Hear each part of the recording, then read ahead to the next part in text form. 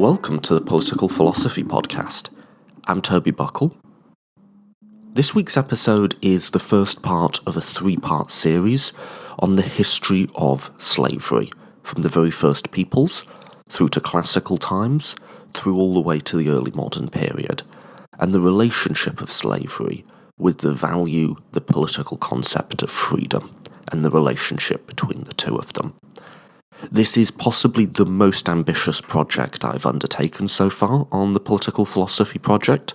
We attempt to continue a single narrative through this three-parter episode, although I do think you can listen to any individual part in isolation. My guest for this project is Professor Orlando Patterson. Professor Patterson is a historical and cultural sociologist at Harvard University, and he's also held appointments at the University of the West Indies and the London School of Economics. His interests are in the study of slavery, the sociology of poverty and underdevelopment. He's also written on the cultural sociology of sports, especially the game of cricket. Professor Patterson is the author of numerous major academic books, including the hugely influential Slavery and Social Death, which challenges our conventional view of slavery as owning another person, in a breathtaking study of slavery in many different peoples from the earliest societies through to contemporary ones. He argues for a view that slavery is the personal, violent domination of natally alienated and socially dead people. Following that work, and in some ways a sequel to it, was Freedom in the Making of Western Culture, which is the book whose narrative we're essentially going to be following in this interview series.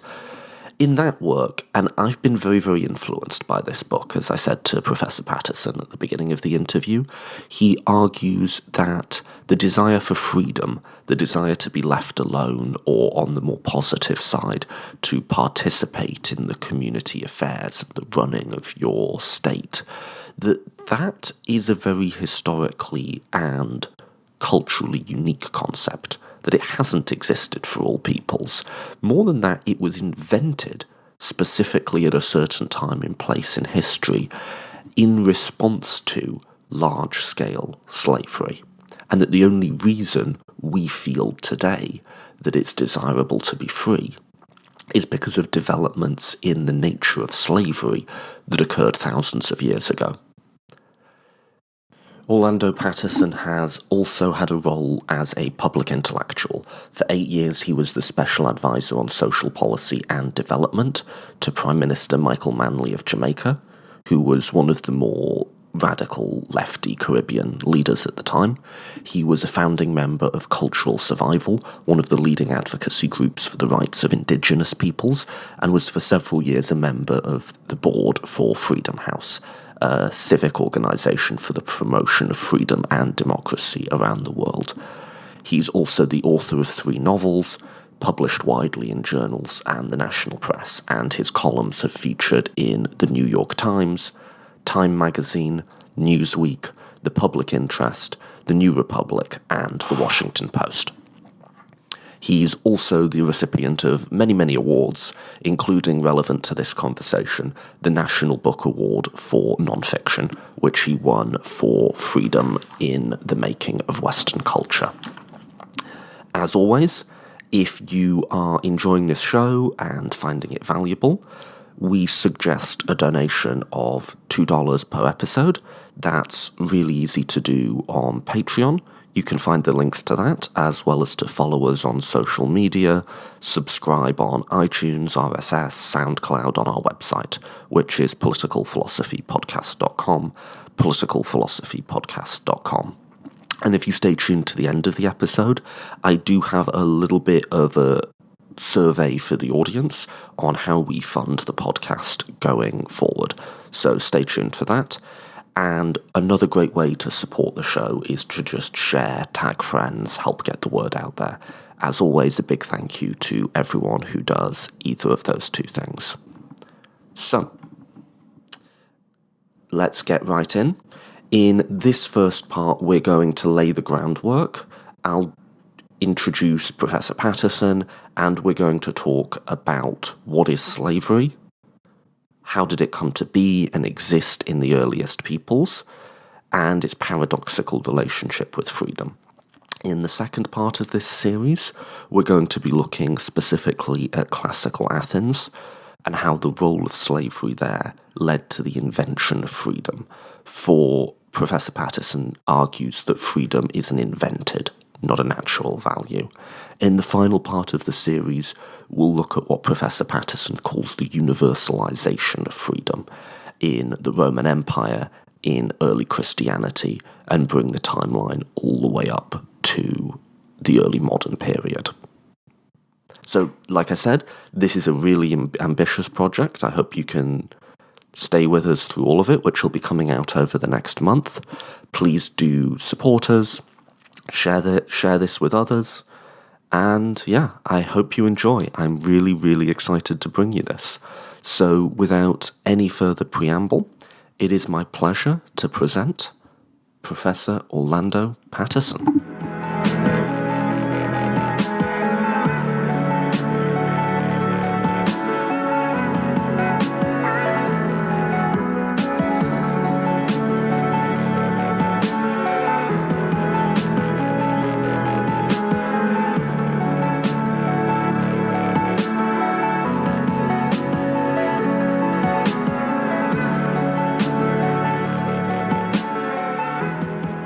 I am joined today by Professor Orlando Patterson. Professor, welcome to the podcast. Thank you for having me. Great. So, how do you describe yourself these days?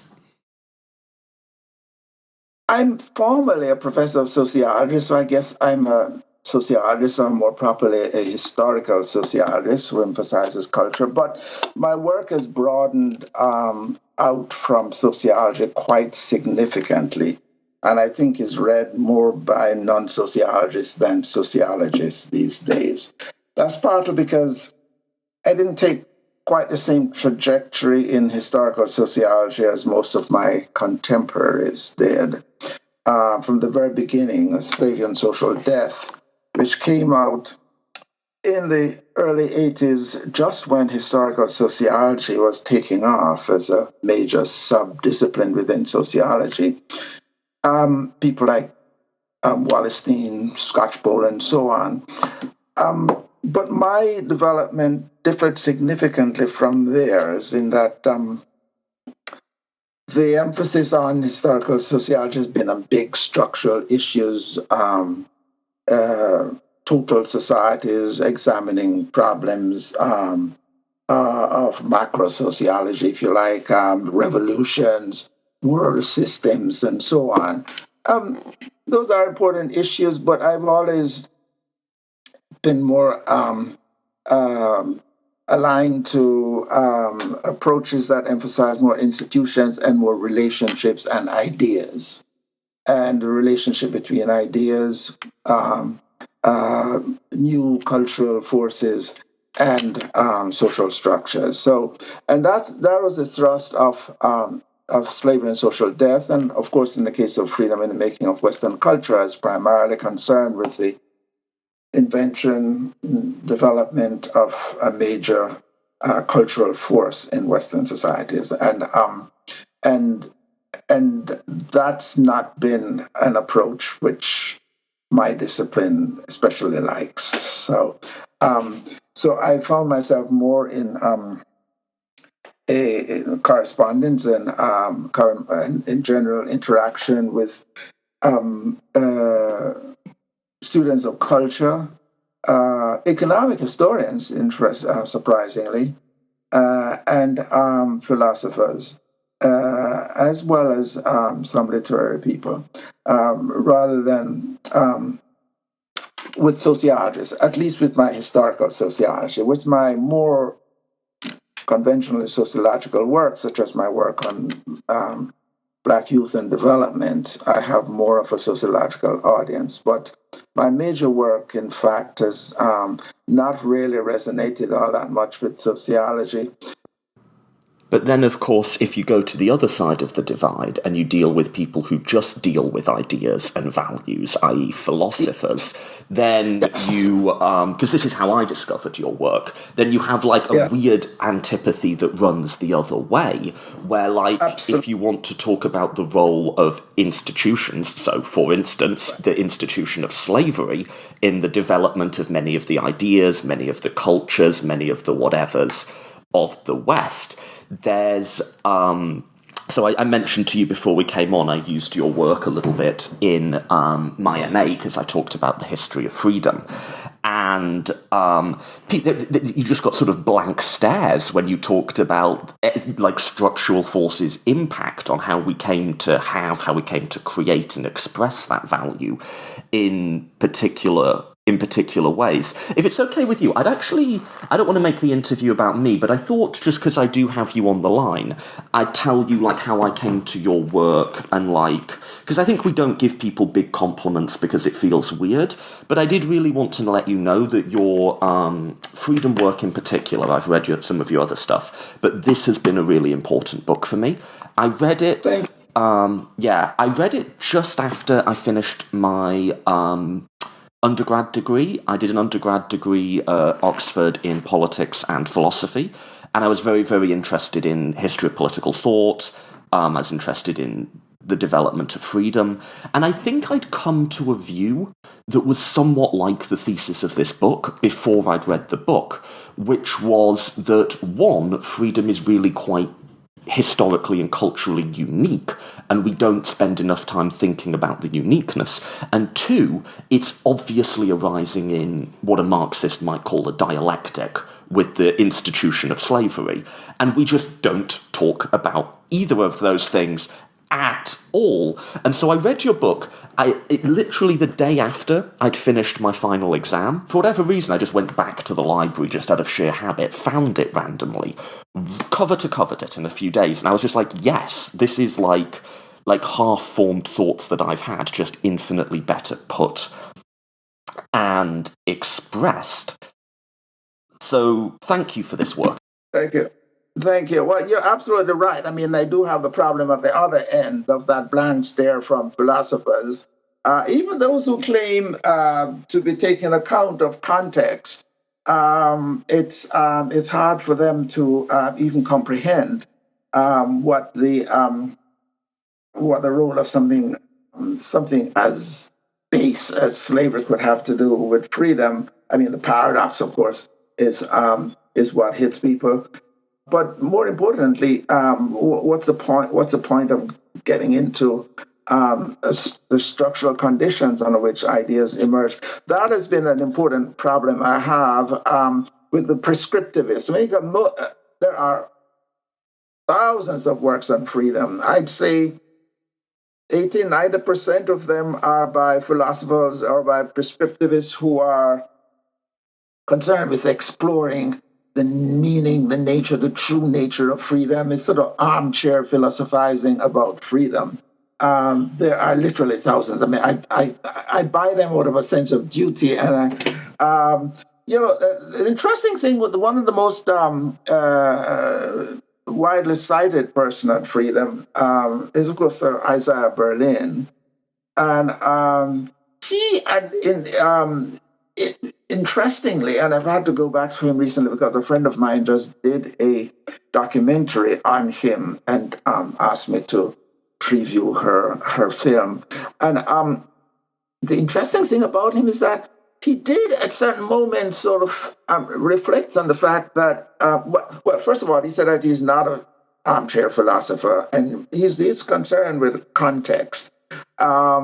And at one point, he actually sort of raised the possibility that slavery may have something to do with it. But then he went off in another, he sort of backpedaled, I think, and in talking about negative and positive freedom in a somewhat more philosophical way. Although, of course, his ideas were very closely linked to the Cold War, and part of his popularity was indeed the fact that it fitted so nicely with the antagonism towards socialism and socialist sort of approaches to the world. But apart from Berlin, and only in a limited way, most philosophers tend not to be very keen on this. What I have succeeded in doing, I think, is persuaded some classicists, because the idea was that even more of an abomination among classicists who sort of saw Greece and its great creations as something totally removed from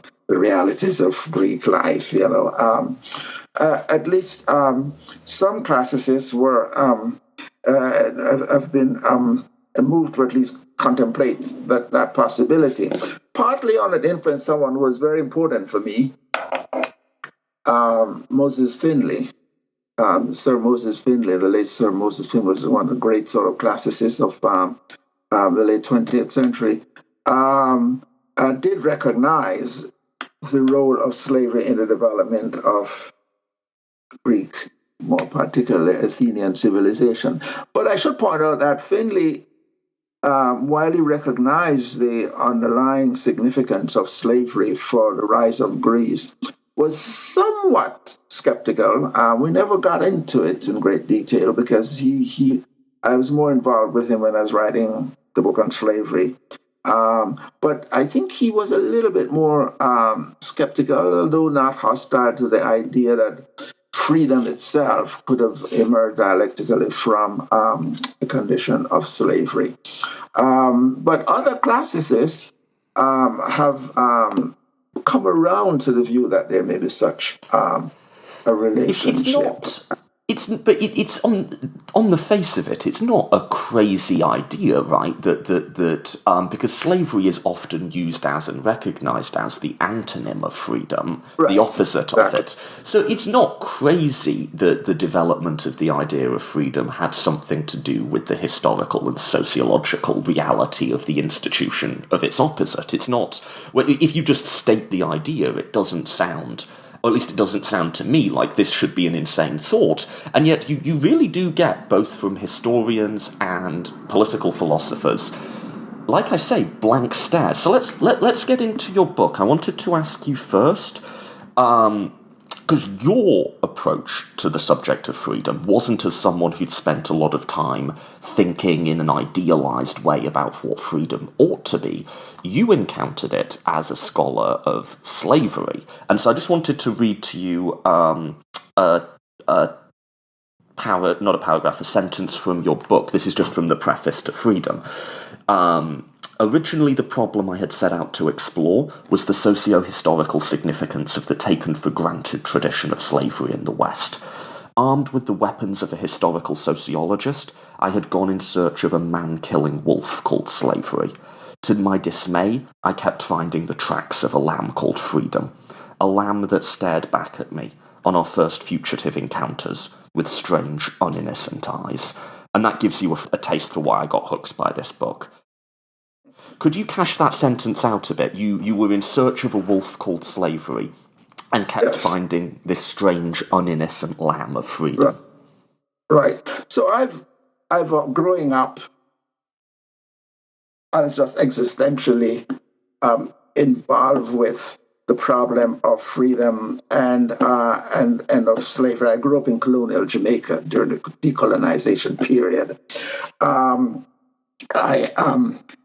So freedom was in the air growing up. It was more in a collective sense of freedom from the British colonial rule, but also as I grew up, there was great interest in slavery. In fact, in the decolonization of colonial education, which had originally been focused on the wonders and grandeur of the British Empire, we finally were being taught about the real past, and became almost obsessed with the problem of slavery, because increasingly it became obvious that Jamaican and Caribbean problems are weighed down heavily by the slave and the plantation past. In my case, I grew up literally surrounded by plantations, so the ghost of the past, sort of part of my childhood and so on. And so I knew that the study of slavery was going to be essential in any understanding of society. My interest in freedom, however, started rather early with a paradox I had as a young colonial kid. Every year, I think it was the 24th of May, we celebrated Empire Day. If you can imagine, all over the half of the world that the British ruled. Little school children were waving the Union Jack, and we got a day off, so we loved it. And for the day off, and for the ice cream, and the red, white, and blue all over the place. But we would sing British national songs and so on. And one of the ones we sang before we got to the anthem, of course, was Rule Britannia. And every 24th of May, Empire Day, we would sing that with the Britons never, never, ever will be slaves. Yeah, right. Sorry, go ahead. Yeah. Well, yeah, and even as a 10-year-old, that's I always kind of scratch my head on that little line, and because the response was, whoever threatened the British from being slaves, they were the ones who went around enslaving half the world, and right. Especially in my neck woods. And so it was very strange that the imperialists were sort of saying that Britons never would say, what is going on? And so clearly, the definition of being free is that you're never a slave. I mean, that's when the idea was planted in my head, in a sense. I just singing this song every 24th of May. And but then, my first academic works were on slavery, and then in Jamaica, which had one of the worst forms of slavery, the most cruel forms of slavery anywhere in history, but which also had, partly for that reason, one of the highest tradition of slave revolts in the name of freedom. And Jamaica is almost anarchically obsessed with freedom. And, you've heard of the Haitian slave revolt, which is often celebrated as the first successful slave revolt. But in fact, that's not quite accurate. The first successful slave revolt is one I had written about at great length. So the long string of revolts between 1655, when the British captured the island, and 1740, between the British and runaway slaves, and known as maroons. Eventually, the British sued for peace. And in fact, did something quite incredible, extraordinary in the history of slave societies. They actually granted them their freedom and a state within a state with their own government and so on. So the idea of fighting for one's freedom has sort of remained a sort of central feature of Jamaican life. Indeed, the slave revolt of 1832 was critical in pushing the British Parliament to pass the Abolition Act. But Jamaicans have been rebelling ever since, even afterwards. And so my very first serious article based on archival research was written when I was a high school senior. It won the national prize, and just on the Morant Bay Rebellion. So I've always been preoccupied with the problem of slavery and of freedom, and the connection was there lurking in my mind between the 24th of May singing, as well as the rebellious nature, the love of freedom in Jamaica. And then, of course, when I wrote Slavery and Social Death, in the course of that research, it became increasingly clear to me that the act of manumission is indeed the foundation of an institutionalized notion of freedom. Manumission was the fundamental dialectic of slavery. And manumission, just for audiences who don't know the word, is the act of release from slavery, the creation of a free person. Right. So what's interesting about this is that manumission, contrary to what one would think initially, is in fact often essential for the survival of slave societies, because the slave owner, by enslaving someone, by making them socially dead, as I like to call it, created a real huge motivational problem for himself. Okay, let's just pause, because we're going to get back to manumission. Yeah. But before we do, I want to ask you a seemingly really basic question, but one that almost never gets asked explicitly, except in, I think your work's the only place I have. What is slavery? Yes. Well, that was the central problem of slavery and social death. What was it? So I'd written about it at great length in Sociology of Slavery, Study of Jamaica, and then I saw that it was widespread throughout the world. Jamaicans weren't unique, or the Caribbean peoples, or the modern world. And so my question is, what exactly was this shared experience?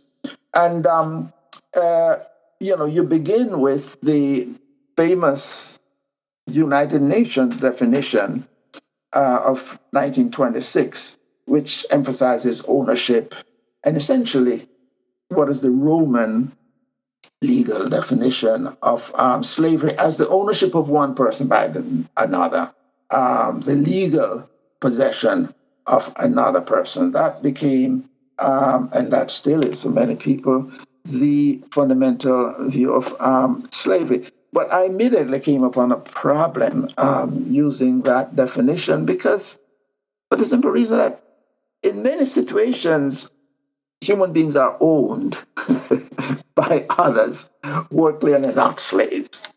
And even the language we use, but in many marital arrangements, women are literally sold. Now, anthropologists have known this. They use all kinds of euphemisms to get around the fact, but they call it a bride price or a bride sale, if you like, or an exchange.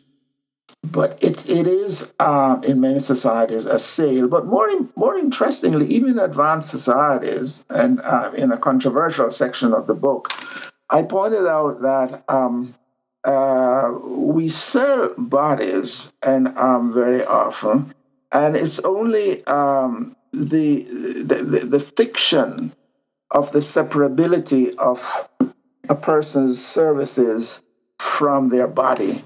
Something like professional athletes or something like that comes to mind. I mean, but the term is used. I mean, we quite openly. So and so is sold. I mean, Joe Namath was sold from so and so to so and so. But also, I mean, in male-female relationships. I mean, men in their attitude towards their wives, and in many other situations, even in with respect to bonded labor, people are owned literally and cannot move. And so, so once one leaves traditional Western societies, especially those dominated by Roman law, it becomes really problematic. Incidentally, even in the emphasis on Roman law and civil law, continental civil law, is important because if you examine closely British common law, which takes a rather different approach to property and to ownership, which is seen in not as the idea of absolute ownership of a thing is problematic in common law itself, which has a more relativistic view of property, which sees, in fact, property as very often in the possession of many people. And indeed, that idea, by the way, has become even more so with the emergence of intellectual properties and with the computer revolution. The idea of property as absolute ownership is itself, as one well-known Stanford legal theorists point out, completely fragmented today. I mean, so the situation has got even more problematic. The property concept struck me as not very useful if we are to understand the real meaning of slavery, which I saw as more meaningfully understood as a relation of domination, the most extreme form of the relation of domination. So obviously not a continuum, but this is absolute domination, one person by another, and emphasize on which the violence or the threat of violence is central, and in which degradation and dishonoring is critical, and in which, and this is central, a cultural idea. The idea that the slave does not belong to the society in which he lived, does not belong to the society anymore from which he or she has been taken, as a genealogical isolate, does not belong to her parents or her grandparents and has no rights of belonging, or her kids do not belong to her.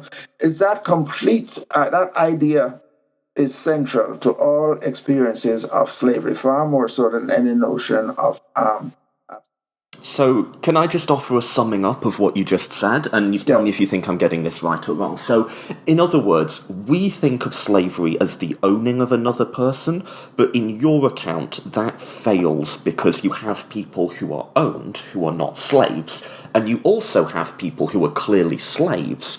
I'm thinking particularly of like tribal societies or something. You have people who are clearly slaves but are not owned, precisely because the concept of ownership didn't exist then. It's anachronistic to project it back. So in alternative, you offer a definition of slavery that makes no reference to ownership as the personal violent domination of one person onto another socially dead and natally alienated person. That's a good summary.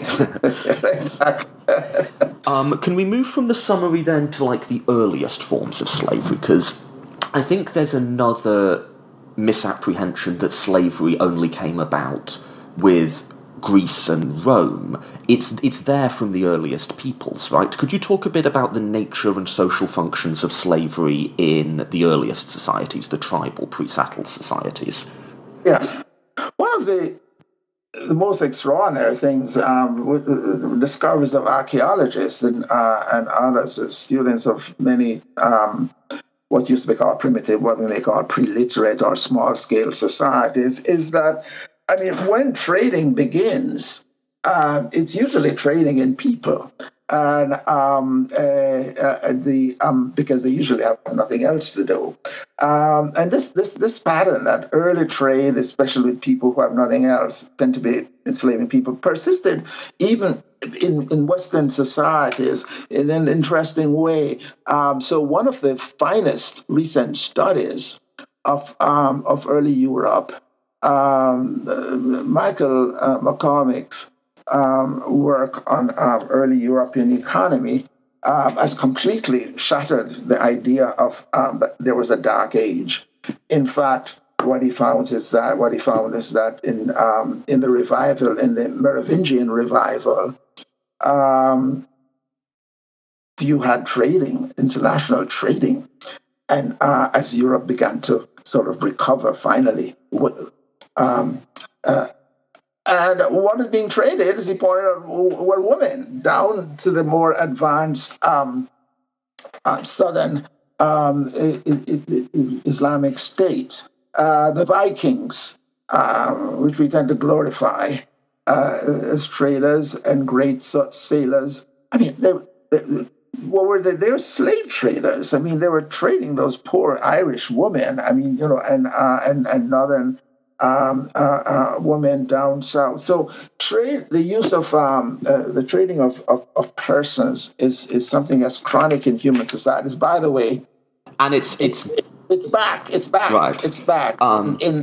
I've become involved in the study of trafficking and modern day slavery, and it's amazing that real trafficking of people is now another major problem. In fact, the ILO, the International Labour Office, in its most recent report, 2017, now puts the numbers up to 41 million people around the world being picked or in some form of bondage. I mean, which is really incredible. So this thing is been with human beings from the very beginning, and it's still with us. So one thing I wanted to ask you actually was this is it's not.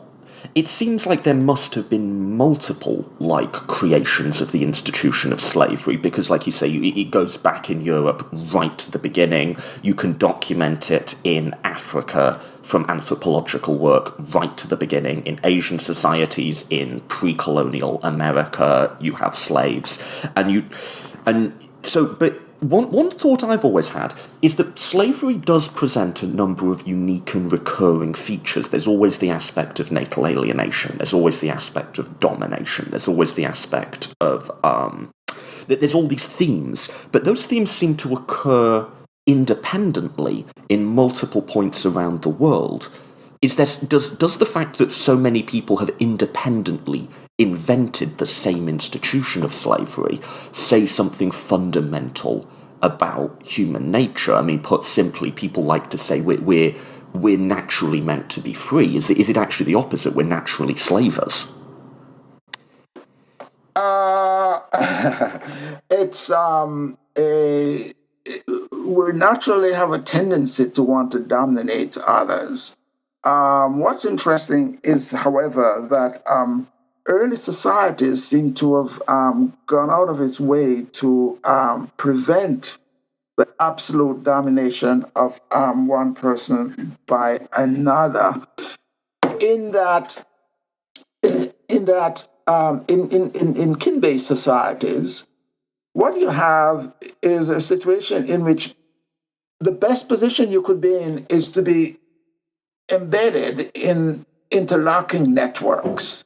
That's what kinship is in a kinship system. So you always have a protector, not just your immediate father, but your uncle's uncle, or what have you, depending on whether it's matrilineal or patrilineal and so on. So slavery, in fact, in a sense, broke through that. This is the only way in which someone could, in fact, directly dominate someone in these societies which had these countervailing networks of interaction was by slavery. So that, for example, in matrilineal societies, where a man, in fact, was the father not of his own child, biological child, but of his sister's child.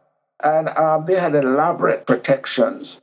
But one way in which he could get around both the fact that his biological kids are not his own, and that, in fact, his control over his children were sort of countervailed by their other relationships, was by having slaves. So, I mean, this is the only way in which you could directly dominate someone in a lot of these societies. And this is how slavery, we find this occurring over and over. Now, you get this, interestingly, even in the language. So if you look at Indo-European languages, what is the origin of the word freedom? And it's very intriguing, and in a way that this immediately suggests how the idea emerged.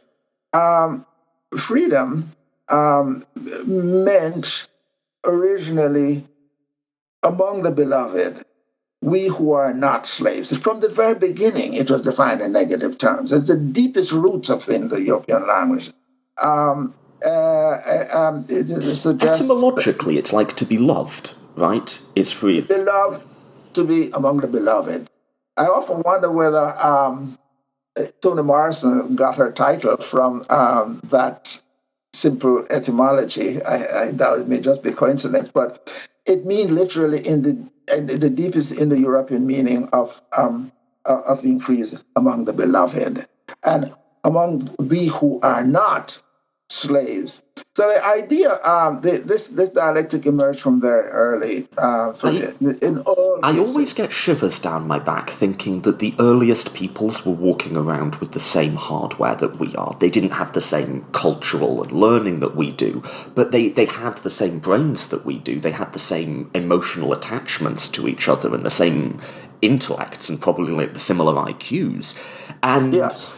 The idea of beloved and family, it's the same for them, and the slaves that they had were the same people that we are, and it's both obvious and kind of mind-blowing. Staying with slavery, though, in the earliest peoples, one thing that was implicit in what you said that we should make explicit is there is very, very little, if any at all, economic use to the slave. In tribal societies, people did not hold slaves to make them toil the land for them or anything like that, right? Yes, very often slaves were an economic burden, if anything. In some cases, among some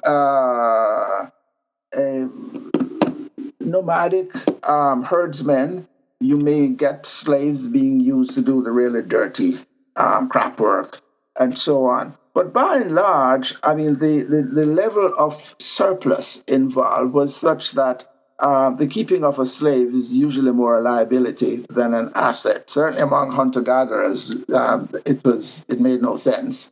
But even among primitive early horticulturalists, the slave was usually more an economic burden than an asset. And they were being used, brought for honorific purposes, often also for sexual purposes to get extra wives. I mean, and for reproductive purposes, because in traditional early societies, the main point is to have as many children as possible. Before we get to the role of women, could we talk about the honorific purposes? So, I'm just going from your book. I may well be mispronouncing the name, but you cover the case of the Tupinamba tribe the Tupinamba, yes. And you really vividly talk through the rites of segregation and the ritualistic sacrifice and eating of slaves. It's just so vivid. Could you talk us through that case and what the slaves were doing for that society in that case? Yeah, the Tupinamba in northeastern Brazil, and they were a pretty warlike group of people. So honor was central to their whole system, and capturing the enemy was, of course, the height of honor, gaining honor. But interestingly, they were a hunter-gathering group mainly, and they, by the way, lived very well. I mean, they were in that they were fishers, and there's abundant fish, and they didn't need slaves. I mean, and for economic purposes, what they needed them for was for honorific purposes. Now, interestingly, the slave was assigned one to one master, and was actually well fed and looked after until, of course, the moment when they came for his sacrifice, and which was the entire community saw this as literally consuming the vitality and the life force of the enemy. And that was their main function, and they had quite a few of them. And as I said, they treated them with great sort of, it's like fattening one's favorite calf, and until the moment in which they were consumed in this ritualistic cannibalism. But this is true of many other societies, whether they're used for cannibalistic purposes or not. The important point is that honor and the honor gained from owning a slave was critical, and the degradation of the slave. And so I call it a parasitic form of honor, in the sense that you gain honor in the degradation of the slaves, that there lives another human being who is totally in my control, who is an extension, literally, of me. And that idea, by the way, didn't end with primitive societies. It went right through. It was very important in Roman society, by the way. It had economic consequences. The degradation, the idea of another person being your extension had important consequences in Roman society, in that while we think of Rome quite rightly as great legal scholars, they are the founders of one of the great legal tradition of the West, the civil law, which still uses Roman law. They had one interesting failure, and that is the law of agency was not very well developed in Rome. And the way in which the Romans, in the absence of this legal principle, which came much later, get around it is by owning slaves. So if you are in Rome and you have business with someone in Corinth, there's no way in which you could, through some legal means, sort of complete a transaction. But because you own the slave, he can be an extension of yourself. Yeah. If a lawyer turned up and said, no, I mean, we want to see Cicero right here, and I'm not going to take your signature. What is that? But if your slave turned up, that was you. This is literally an extension of you. So, yeah, I mean, you can do business. And that's why, by the way, slaves and freedmen became so very important. As the case of Cicero, I mean, Cicero was a slum landlord, and the person who ran. I love how much you don't like Cicero. Like, I just think that's funny. I don't know why. But you go out of your way to just slap the guy every time you write about the Romans.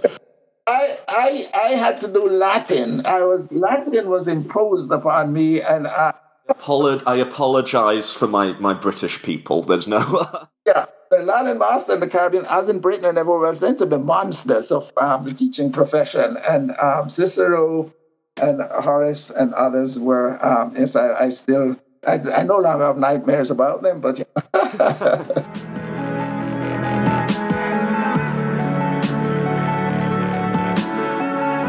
Thank you for listening to the Political Philosophy Podcast. In next week's episode, we'll be continuing this conversation right where we left off, and we'll be discussing how the forces of slave society, which we outlined in this episode, were generative of the value of freedom, and how that value couldn't have existed but for those forces. One final question I have for the audience is I've been receiving a couple of offers to do paid advertisements on the show, and I wanted to get your thoughts on this. I'm somewhat skeptical, and here's my reasoning. Is advertisers generally want the ads to appear in the middle of the show, like something like the first 20 minutes in is apparently when they get the most clicks, and therefore they'll pay you the most to do that, which I guess is why that's always where they show up when I listen to them in other podcasts. So, I want to get your thoughts on this. I'm skeptical because I think with long-form interviews like this, where we're developing sustained arguments, it would kind of break up the flow a little bit. With that said, as we are going out to more and more people, the costs associated with my hosting and storage for this are going up as well. So the alternative is every now and again I have to do a segment where I ask you guys to sponsor me on Patreon. If anyone has a third option, by the way, please do contact me and let me know. You can direct message me on social media and my email's on the website. So get in touch, let me know your thoughts. I personally would rather every now and again at the beginning or the end of the show, I say, hey, as I'm saying to you now, if you're enjoying this show, please do go on and sponsor us. And, I understand the free rider effect or the collective action problem here. For the longest time, I listened to and enjoyed a bunch of podcasts, and every now and again they'd suggest people donate, and I did what everyone did, of completely ignored it. But it really wouldn't take that many people. I did a little bit of math, and in the last month, we had about 7,000 unique listeners to this show. Of those, I think about 2% shared it, and about 0.1% donated, which is fine. I want this to go out for free. I don't want it to be something that people have to pay for. But if we could even get 15% of the people who listen to the show to share it, and 1.5% to donate at whatever level, then we'd be racking up thousands of shares, we'd probably triple or quadruple our audience size, and we'd have a small budget of at least a few $100 a month to play with to help make the show as high quality as possible. So that's, I think, the goal for how we really take this show to the next level, is be a part of it. If you want to help us do that, share, forward, and if you can, donate. And I'll say this, if you're a student, and there was times when I was a student where I had to make $20 last another 2 weeks, the appeal for funding is not directed at you. If you're a student and you can afford the fanciest coffee in Starbucks without having to think about the cost, then consider sponsoring the show on a similar amount. And if you're a professor or someone involved in education who thinks these conversations are valuable to be going out to young people, again, please enjoy them for free, but consider supporting. So that's my appeal for monies. And if you'd rather not hear these appeals and me just shove some paid ads in, we can do that as well. So I genuinely love your feedback on that. Please do hit me up on Facebook, Twitter, email me. I love hearing from listeners, by the way. Email me on anything. If you have thoughts on the show, how we do it, constructive feedback, get in touch. And thank you, by the way, to everyone who has sent me emails. Over the last few months, I've got some really thoughtful responses to the topics that we cover, so I'm genuinely grateful for those. I'm also, as ever, genuinely grateful for anyone who takes the time to share, to forward to friends, or to donate. Thank you, you're making the show possible. That's it for this week. Join us again next week for Athens and the Invention of Freedom, Part 2 with Orlando Patterson.